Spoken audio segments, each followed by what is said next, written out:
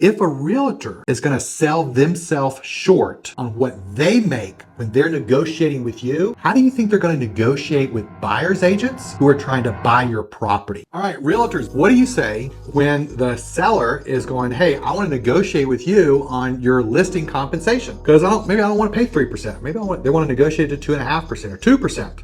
Or 1% for those stories. Especially if they go, yeah, I've already talked to a couple of realtors and they're already telling me they're willing to negotiate their commissions for me. What you want to do is you want to flip the script. So they're asking you, will you work for me for less money? What they're really asking you is, how do I make sure I get the most money when I sell the house? They don't really care what they're paying you. You go, oh, yes, they do. No, they don't. If you could sell their house for $200,000 more than anybody else, would they pay you 4%? Yeah. They would all day long. So it's not a question of your commission. It's a question of them wanting to feel secure and safe that they're being taken care of and they're going to get the most bang for their buck, which means dollars in their pocket. So here's the script. Fred, I'll just call him Fred as the seller.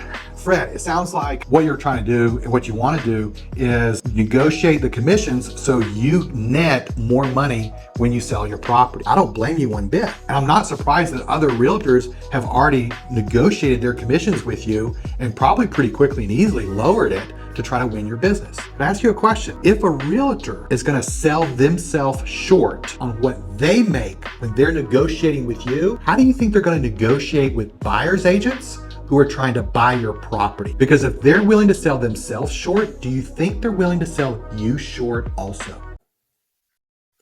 And then shut up. Don't say a word.